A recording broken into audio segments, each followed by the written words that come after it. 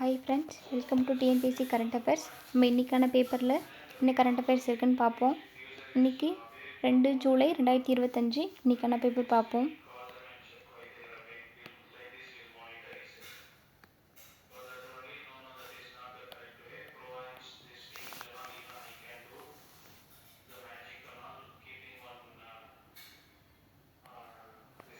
இங்கே இன்றைக்கி புதுசாக ஒரு திட்டம் கொண்டு வந்திருக்காங்க தமிழ்நாட்டில். என்ன திட்டம்னா வெற்றி நிச்சயம் அப்படின்ற ஒரு திட்டம் கொண்டு வந்திருக்காங்க. நான் முதல்வன் திட்டத்தின் 3ஆம் ஆண்டு நிறைவு மற்றும் வெற்றி நிச்சயம் திட்டத்தோட இன்றைக்கி தொடங்குறாங்க. அதோட தொடக்கம் சென்னையில் நடைபெற்றுச்சு அப்படின்னு சொல்லியிருக்காங்க. வெற்றி நிச்சயம் திட்டம்னா என்ன அப்படின்னு பார்ப்போம்.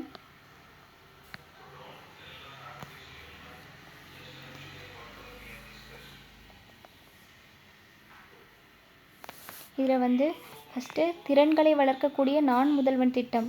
நான் முதல்வன் திட்டம் எதுக்குன்னா திறன்களை வளர்க்குறதுக்கு போட்டித் தேர்வுகளுக்கெலாம் மாணவர்கள் எப்படி ப்ரிப்பேர் ஆகணும், ஸ்கூல் ஸ்டூடெண்ட்ஸ் இதுக்கப்புறம் என்ன பண்ணணும் அப்படின்றதுக்காக தான் நான் முதல்வன் திட்டம் கொண்டு வந்திருப்பாங்க. அது இப்போ 3 ஆண்டுகள் முடிஞ்சிடுச்சு. இப்போ என்ன திட்டம் கொண்டு வந்திருக்காங்கன்னா வெற்றி நிச்சயம் அப்படின்ற ஒரு திட்டம் கொண்டு வந்திருக்காங்க. இந்த திட்டத்தின்படி தமிழ்நாடு முழுவதும் 18 முதல் 35 வயதுள்ள படித்த வேலையில்லாத இளைஞர்களை கண்டறிந்து அவர்களுக்கு குறுகிய கால திறன் பயிற்சிகள் கொடுக்க போகிறாங்க. எத்தனை வயசு? 18லேருந்து 35 வயசு வரைக்கும் இருக்க இளைஞர்களுக்கு வேலையில்லாத, அதாவது படித்த வேலையில்லாத இளைஞர்களை கண்டறிந்து அவர்களுக்கு குறுகிய கால திறன் பயிற்சிகளுக்காக தான் இந்த வெற்றி நிச்சயம் திட்டம் கொண்டு வந்திருக்காங்க. இதற்கான பயிற்சி தொகையை இந்த அரசாங்கமே ஏற்றுக்குது அப்படின்னு சொல்லியிருக்காங்க. ஊக்கத்தொகை 12,000 வரை வழங்குறதுக்கு முடிவு செய்யப்பட்டுள்ளது அப்படின்னு சொல்கிறாங்க. இதில் இந்த தொகை ஃபுல்லாக தமிழ்நாடு அரசு ஏற்றுக்குது. அதுவும் இல்லாமல் ஊக்கத்தொகை 12,000 வழங்கப்படும் அப்படின்னு சொல்லியிருக்காங்க. இப்போ நம்ம கேட்கலாம், வெற்றி நிச்சயம் திட்டம் எதற்கானது அப்படின்னு கேட்கலாம். அதில் திறன் பயிற்சிக்கானது. எந்த ஏஜ் குரூப் இதில் பயன்பெறலாம்னா 18லேருந்து 35 வயசு வரைக்கும் படித்த வேலையில்லாத இளைஞர்கள் தான் இதில் பயன்பெற முடியும் அப்படின்னு சொல்லியிருக்காங்க. இதில் இந்த பயிற்சியில் 38 தொழில் பிரிவுகளில் 165 பயிற்சிகள் மொத்தம் 500க்கும் மேற்பட்ட பயிற்சி நிறுவனங்கள் மூலமாக வழங்கப்பட உள்ளது அப்படின்னு சொல்லியிருக்காங்க. மொத்தம் 165 பயிற்சிகள் இந்த திட்டத்தில் இருக்குது அப்படின்னு சொல்லியிருக்காங்க.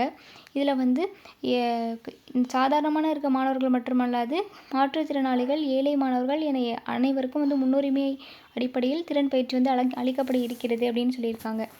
ஸோ இந்த திட்டத்தை பார்த்து வச்சுக்குவோம்.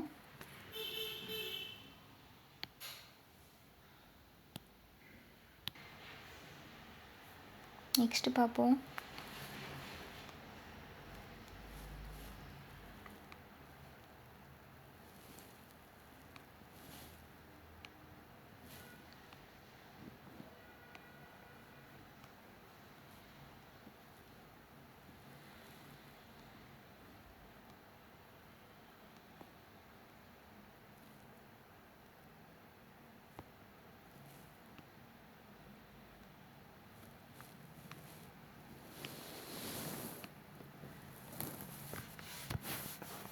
இங்கே நீதிபதி ஹேமா குழு அறிக்கை அப்படின்னு சொல்லியிருக்காங்க.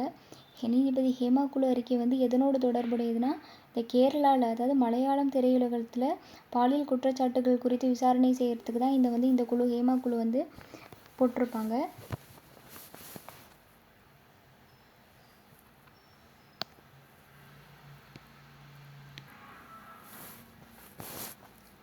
நெக்ஸ்ட்டு இங்கே ஜாதிவாரி கணக்கெடுப்பு அப்படின்னு ஒன்று கொடுத்துருக்காங்க. ஃபஸ்ட்டு ஜாதிவாரி கணக்கெடுப்பில் நமக்கு இடஒதுக்கீடு அப்படின்றது எப்போத்துலேருந்து தமிழ்நாட்டில் வந்திருக்கு அப்படின்ற மாதிரி சொல்லியிருப்பாங்க. அதாவது சுதந்திரத்துக்கு அப்புறம் ஃபஸ்ட்டு 1971 இங்கே கொடுத்துருக்காங்க. 1971 திமுக ஆட்சியில் பிற்படுத்தப்பட்டோர் இடஒதுக்கீடு 31% பட்டியல் ஜாதிகளுக்கு 18% கடைபிடிக்கப்பட்டது அப்படின்னு சொல்லியிருக்காங்க. இதில் தமிழ்நாட்டில் 2 கமிட்டி போட்டிருப்பாங்க. ஃபஸ்ட்டு 1969 ஃபஸ்ட்டு சட்டநாதன் கமிட்டி போட்டிருப்பாங்க தமிழ்நாட்டிலேருந்து. அதுக்கப்புறம் 1982 1982 அம்பாசங்கர் கமிட்டி கொண்டு வந்திருப்பாங்க. 1969 சட்டநாதன் கமிட்டியும் 1982 அம்பாசங்கர் கமிட்டியும் கொண்டு வந்திருப்பாங்க இந்த இடஒதுக்கீடு பற்றி ஆராயறதுக்காக. 1971 இடஒதுக்கீடு 31%, அதாவது பிற்படுத்தப்பட்டோர் அப்படின்றது பேக்வர்ட் கிளாஸ்க்கு 31%ஆகவும் பட்டியல் ஜாதிகளுக்கு வந்து 18% 1971 இருந்திருக்கு. நெக்ஸ்ட்டு அது எப்போ மாறுதுன்னா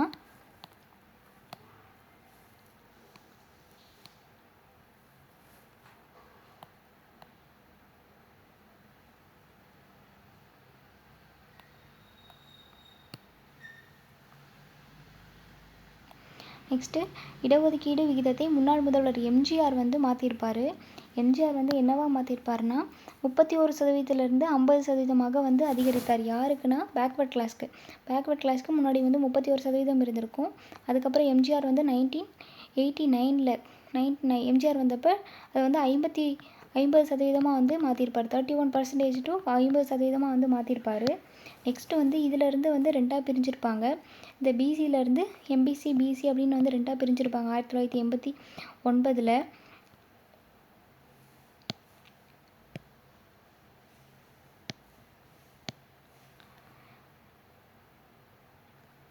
இங்கே வந்து மொத்தம் வந்து மிகவும் பிற்படுத்தப்பட்டோர் என வந்து கருணாநிதி முதல்வராக இருந்தப்போ பிற்படுத்தப்பட்டோரில் ஒரு பிரிவு மற்றும் மிகவும் பிற்படுத்தப்பட்டோர் அப்படின்னு வந்து மாற்றப்பட்டது. இதில் வந்து 108 ஜாதிகள், அதாவது வந்து மிகவும் பிற்படுத்தப்பட்டோர்னால் எம்பிசியில் வந்து மோஸ்ட் பேக்வர்ட் கிளாஸில் வந்து 108 ஜாதிகள் வந்து இடம்பெற்றிருக்கு. 108 ஜாதிகள். இதில் வந்து இடஒதுக்கீட்டில் மொத்தம் பேக்வர்ட் கிளாஸ்க்கு 50% இருந்ததை 30% பேக்வர்ட் கிளாஸ்க்கும் 20% வந்து மோஸ்ட் பேக்வர்ட் கிளாஸ்க்கு, அதாவது எம்பிசிக்கும் வந்து பிரிச்சிருப்பாங்க கருணாநிதி 1989. நெக்ஸ்ட்டு வந்து தமிழகத்தில் இடஒதுக்கீடு அதுக்கப்புறம் 69% வந்து அதிகரிச்சிருப்பாங்க. அரசியல் சாசனத்தோட 9வது அட்டவணையில் வந்து நீதிமன்றம் தலையிடாதவாறு ஜெயலலிதா வந்து வச்சுருப்பாங்க. இப்போ இருக்கிறது வந்து 69% தான் வந்து நம்ம தமிழ்நாட்டில் வந்து கடைபிடிச்சிட்ருக்கோம். இப்போ நம்மளோட அந்த 69% வந்து 9வது அட்டவணையில் வந்து வச்சு பாதுகாக்கப்படுது. அதுக்கப்புறம் வந்து இந்த எம்பிசியில் இருக்க 108 ஜாதிகளில் இருக்கிற ஒரு வன்னியர் சமூகம் மட்டுமே வந்து 10.5% வந்து எங்களுக்கு இடஒதுக்கீடு வேணும் அப்படின்னு வந்து போராடியிருப்பாங்க. எடப்பாடி பழனிசாமி இருந்தப்போ அதற்கான ஆணையை வந்து கொடுத்துருப்பாரு. ஆனால் வந்து ஒரே ஒரு ஜாதிக்கு மட்டும் 10.5% வந்து இடஒதுக்கீடு அப்படின்றது வந்து இருக்கக்கூடாது அப்படின்றதுக்காக நீதிமன்றம் வந்து அதை வந்து ரத்து செஞ்சுருப்பாங்க. இப்போ இந்த ஆர்டிக்கலில் நம்ம என்னென்ன பார்த்துருக்கோன்னா 1971 ஃபஸ்ட்டு வந்து 31%, அதாவது பேக்வர்ட் கிளாஸ்க்கும் 18% வந்து பட்டியல் ஜாதிகளுக்கும் வந்து இருந்திருக்கு. ஃபஸ்ட்டு பேக்வர்ட் கிளாஸ் கமிட்டி, அதாவது வந்து தமிழ்நாட்டில் first backward class committee 1969 Sattanathan கமிட்டியும் 82 அம்பாசங்கர் கமிட்டியும் வந்திருக்கும். நெக்ஸ்ட் அதுக்கப்புறம் எம்ஜிஆர் முதல்வராக இருந்தப்போ பேக்வர்ட் கிளாஸ்க்கு 31%லேருந்து 50% வந்து மாற்றிருப்பார். நெக்ஸ்ட்டு அதுக்கு பிறகு 1989 கருணாநிதி முதல்வராக இருந்தப்போ அந்த எம்பிசியும் பிசியும் வந்து பிரித்து பிசிக்கு 30%ஆகவும் எம்பிசிக்கு வந்து 20%ஆகவும் கொடுத்துருப்பாரு. இந்த 20% அப்படின்றது வந்து இந்த எம்பிசியில் இருக்க 108 ஜாதிகளுக்குன்னு கொடுத்துருப்பாங்க. நெக்ஸ்ட்டு 69% வந்து யார் மாற்றுறாங்கன்னா ஜெயலலிதா அம்மா வந்து மாற்றி அதை 9வது அட்டவணையில் வந்து வச்சுருப்பாங்க. நெக்ஸ்ட்டு அதுக்கப்புறம் இந்த எம்பிசிலேயே வன்னியர் சமூகம் வந்து நாங்கள் அதிகமாக இருக்கோம், எங்களுக்கு இன்னும் இடஒதுக்கீடு வேணும் அப்படின்னு வந்து கோரிக்கை வச்சுருப்பாங்க 10.5% ஒதுக்கீடு வேணும்னு. ஆனால் அதை வந்து நீதிமன்றம் வந்து ரத்து செஞ்சுருக்கோம். இந்த ஆர்டிக்கலில் வந்து இதை தான் நம்ம பார்க்குறோம். நெக்ஸ்ட்டு பார்ப்போம்.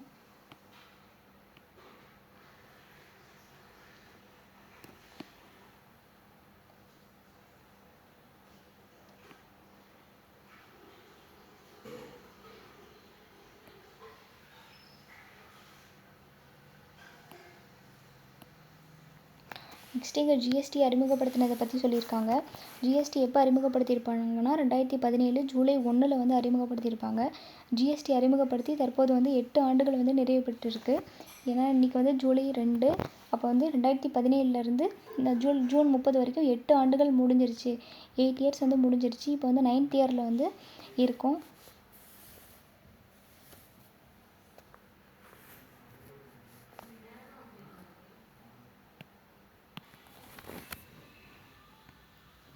ஜிஎஸ்டி வந்து அறிமுகப்படுத்தி 8 வருஷம் ஆச்சு அப்படின்னு வந்து கொடுத்துருக்காங்க. இதில் வந்து மொத்தம் 4 இதில் வந்து வரி விதிக்கிறாங்க. என்னென்னா வந்து 5%, 12%, அதுக்கப்புறம் வந்து 18, அதுக்கப்புறம் 28% அப்படின்னு 4 விகிதங்களில் வந்து விதிக்கப்படுது.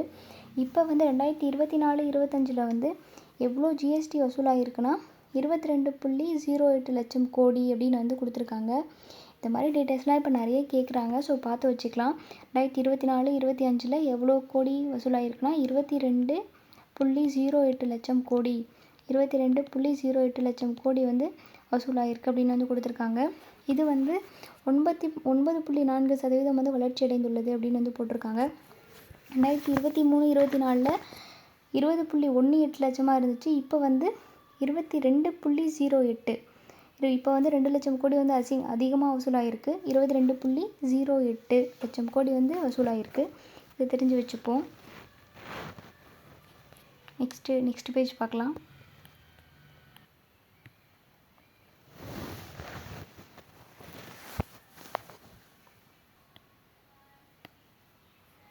நெக்ஸ்ட் இங்கே வந்து குவாட் கூட்டமைப்பை பற்றி கொடுத்துருக்காங்க. குவாட் கூட்டமைப்பில் வந்து மொத்தம் 4 நாடுகள் இருக்குது.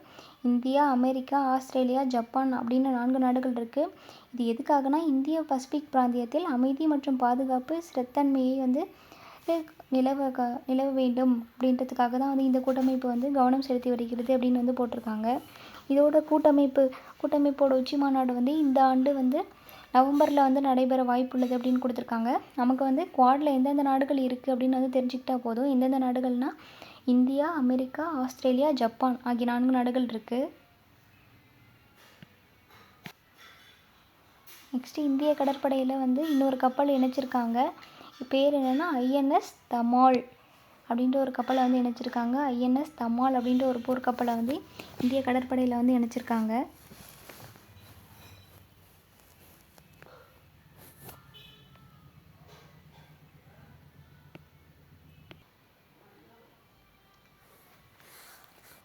அதுக்கப்புறம் கப்பல் கட்டும் தளங்கள் வந்து மசாகான் அப்படின்றது வந்து மும்பையில் இருக்குது. கார்டன் ரீச் அப்படின்றது வந்து கொல்கத்தாவில் இருக்குது. மேபி இது கூட மேட்சஸில் கேட்கலாம். மும்பையில் இருக்கிறது வந்து மசாகோன், அதுக்கப்புறம் கொல்கத்தாவில் இருக்கிறது வந்து கார்டன் ரீச் அப்படின்ற 2 இருக்குது. அதுக்கப்புறம் கேரளா விசாகப்பட்டினத்தில் ஒன்று இருக்கும், கேரளாவில் ஒன்று இருக்கும்.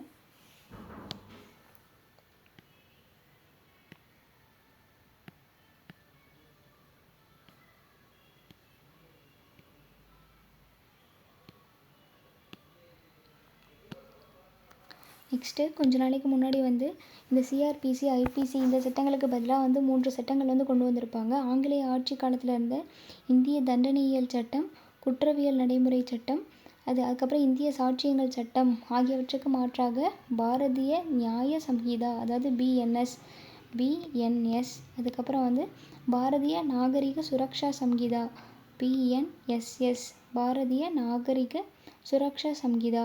நெக்ஸ்ட் வந்து பாரதிய சாக்ஷிய அதிநியம் அப்படின்னு வந்து ஒரு 3 சட்டங்கள் கொண்டு வந்திருப்பாங்க. இது எப்போத்துலேருந்து நடைமுறைனா 2024 ஜூலை 1ஆம் தேதியிலேருந்து வந்து நடைமுறைப்படுத்தியிருக்காங்க. 2024 ஜூலை 1லேருந்து நடைமுறைப்படுத்தியிருக்காங்க. நெக்ஸ்ட்டு வந்து டிஜிட்டல் இந்தியா பற்றி கொடுத்துருக்காங்க. டிஜிட்டல் இந்தியா அப்படின்ற ஸ்கீம் வந்து என்றைக்கு அறிமுகப்படுத்தியிருப்பாங்கன்னா 2015 ஜூலை 1ல் அறிமுகப்படுத்தியிருப்பாங்க. இப்போ வந்து 10 ஆண்டுகள் வந்து நிறைவு பெற்றிருக்கு. ஃபஸ்ட்டு இது தொடங்கும் போது வந்து 25 கோடியாக இருந்த இணைய இணைப்பு தற்போது 97 கோடியாக வந்து உயர்ந்துள்ளது அப்படின்னு கொடுத்துருக்காங்க.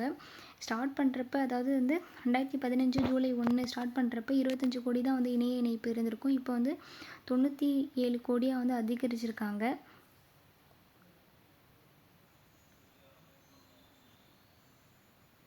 நெக்ஸ்ட் வந்து இந்த டிபிடி அதாவது டைரக்ட் பெனிஃபிட் ட்ரான்ஸ்ஃபர் அப்படின்னு வந்து கொடுத்துருக்காங்க. இது எல்லாமே வந்து டிஜிட்டல் இந்தியாவுக்குள்ளே வர்றது தான். யூபிஐ யூஸ் பண்ணுறது, யூபிஐ அதுக்கப்புறம் வந்து டிபிடி இது எல்லாமே வந்து இந்த டிஜிட்டல் இந்தியா ஸ்கீமுக்குள்ளே வர்றது தான். அதாவது வந்து டிஜிட்டலைஸாக மாற்றுறது தான் வந்து இந்த டிஜிட்டல் இந்தியா திட்டத்தோட நோக்கம். அதான் இங்கே கொடுத்துருக்காங்க எண்ம பரிவர்த்தனை சாதனை. அதுக்கப்புறம் இதுக்கு வந்து ஜன்தன் அப்படின்ற எல்லாருக்கும் வந்து வங்கி கணக்கு தொடங்கணும் அப்படின்னு ஒரு திட்டம் கொண்டு வந்திருப்பாங்க. நெக்ஸ்ட்டு இப்போ யூபிஐ கொண்டு வந்தது, டிபிடி எல்லாமே வந்து இந்த டிஜிட்டல் இந்தியாவுக்குள்ளே வர்றது தான்.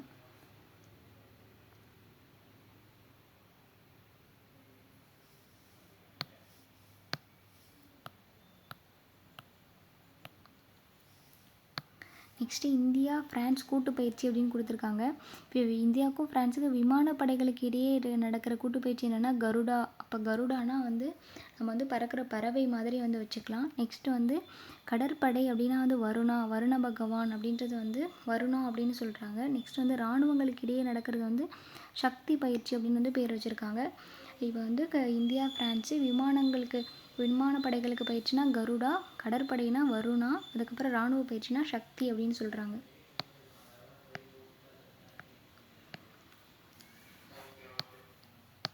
நெக்ஸ்ட்டு வந்து உச்சநீதிமன்ற ஊழியர்கள் நியமனத்தில் முதன்முறையாக வந்து இடஒதுக்கீடு வந்து கொண்டு வந்திருக்காங்க. இப்போ வந்து பிஆர் கவாய் அவர் தான் வந்து உச்சநீதிமன்ற தலைமை நீதிபதியாக வந்து வந்திருக்காரு. இவர் தான் வந்து கேஜி பாலகிருஷ்ணன் தான் ஃபஸ்ட்டு இருந்த தலித் நீதிபதி, உச்சநீதிமன்றத்தில் இருந்த தலித் நீதிபதி. அதுக்கப்புறம் 2வது தலைமை நீதிபதியாக இப்போ வந்து பிஆர் கவாய் தான் வந்திருக்காரு. இவர் தான் வந்து இந்த இடஒதுக்கீடை வந்து கொண்டு வந்திருக்காரு. உச்சநீதிமன்ற ஊழியர்கள் நியமனம் மற்றும் பதவி உயர்வில் வந்து இடஒதுக்கீடு வந்து நடைமுறை பின்பற்றப்பட உள்ளது அப்படின்னு வந்து சொல்லியிருக்காங்க. இது எப்போத்துலேருந்து அமலுக்கு வந்ததுன்னா 2025 ஜூன் 23 நடைமுறைக்கு வருது.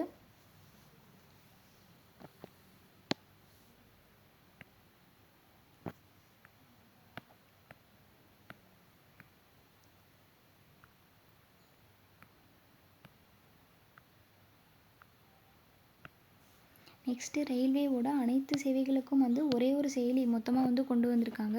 அந்த செயலி பேர் என்னென்னா ரயில் ஒன் அப்படின்னு ஒரு செயலி. இந்த நேம் மட்டும் நம்ம தெரிஞ்சு வச்சுக்கலாம். ரயில் ஒன் அப்படின்ற செயலி அனைத்து சேவைகளுக்கும் ஒரே செயலி அப்படின்னு வந்து அறிமுகப்படுத்தியிருக்காங்க.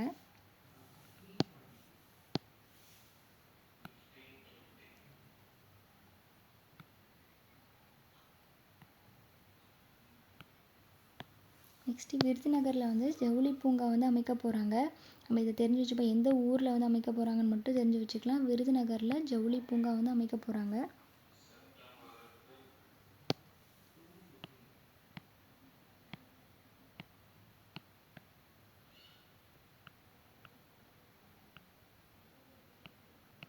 நெக்ஸ்ட்டு இங்கே ஒரு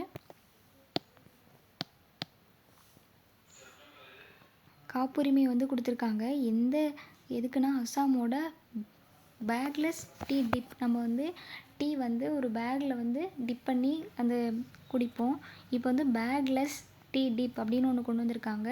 இது வந்து அஸ்ஸாமில் இருக்க ஒரு தொழில் முனைவோரால் வந்து உருவாக்கப்பட்டிருக்கு. அதாவது வந்து ஓலா டீ அப்படின்ற ஒரு நிறுவனம் தான் வந்து இந்த பேக்லெஸ் டீ டிப் முறைக்கு வந்து காப்புரிமை வந்து பெற்றிருக்காங்க.